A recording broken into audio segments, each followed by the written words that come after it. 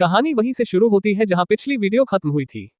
हमने देखा था कि चैन के ऊपर की छत टूटती है और चोरों के गैंग के 2 सदस्य उस पर हमला करने के लिए बढ़ते हैं। वो बस चैन को मारने ही वाले होते हैं कि तभी किया वहां आ जाती है और दोनों को जोरदार लात मारकर दूर दीवार से दे पटकती है। ये देखकर चोरों का लीडर हैरान रह जाता है। चैन कहता है कि तुमने शाही समाधि से खजाना चुराने की जुर्रत की और अब तुम इस इमोर्टल की चीजें चुराना चाहते हो। गैंग का लीडर कहता है कि यही तरीका है इस धंधे का। बहादुर चोर जिंदा रहते हैं, डरपोक भूखे मरते हैं। अब जब यहाँ खजाना है तो हम अपनी किस्मत जरूर आजमाएंगे। और वो मन में सोचता है, ये आदमी कौन है, कहीं ये कोई पुलिस वाला तो नहीं। चैन कहता है कि ओह, तो बात कुछ ऐसी है। चैन पूछता है कि क्या तुम वही चोर हो जिसने शाही समाधि से खजाना चुराया था। तभी वो 2 लोग जो किया के हाथों मार खाए थे उठते हैं और उनमें से एक अपने बॉस से कहता है कि जिस लड़की ने हमें मारा था वो कोई साधारण इंसान नहीं थी, शायद वो कोई कल्टिवेटर थी।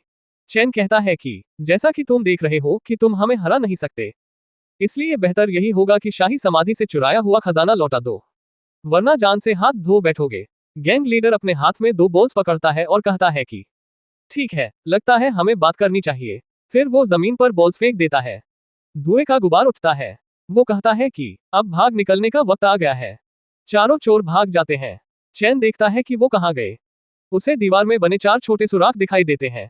चैन कहता है कि ये रास्ते बहुत छोटे हैं, हम इनमें घुस नहीं सकते। चैन किंगी को इशारा करता है। किंगी कहती है कि ठीक है मास्टर, मैं समझ गई।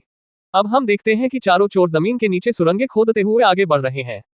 वो सोचते हैं, हम चारों को ह्यूमनॉइड मोल्स का राजा कहा जाता है। हम एक दिन में हजारों मील जमीन खोद सकते हैं। हमारी सुरंगें इतनी उलझी हुई होती हैं कि कोई हमें पकड़ नहीं सकता। अगर हम चारों साथ हैं तो हमें कोई पकड़ नहीं सकता। हमारी सुरंगें एक दूसरे को कई बार काटती हैं जिससे पीछा करने वाले उलझ जाते हैं। आखिरकार वो खुद हमारे ही जाल में फंस जाते हैं।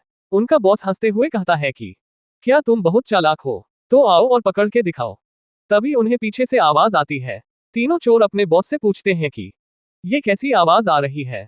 बॉस जवाब देता है कि ये मुमकिन नहीं, हमने इतनी सुरंगें बनाई हैं कि कोई हमें ढूंढ नहीं सकता।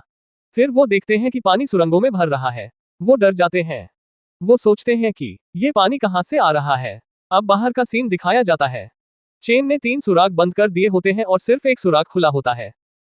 किंगी अपनी शक्ति से उनमें पानी भर रही है और तभी चैन कहता है कि जब मैं बच्चा था तो चूहों के बिलों को इसी तरह से पानी से भर दिया करता था और ये तरीका आज भी काम करता है। किंगी चैन से कहती है कि मास्टर, आप तो बहुत चालाक हो। अब हम देखते हैं कि पानी उन चोरों को बाहर निकाल देता है।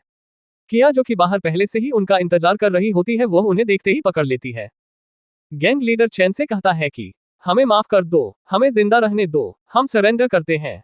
चैन कहता है कि बकवास बंद करो और शाही समाधि से चुराया हुआ खजाना लौटाओ, वरना मारे जाओगे।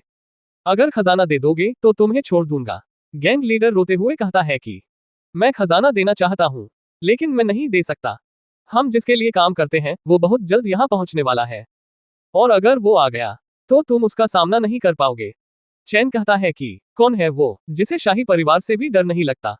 बोलो, इस सब के पीछे कौन है। गैंग का लीडर कहता है कि अगर मैंने उसका नाम लिया तो वो मुझे मार डालेगा।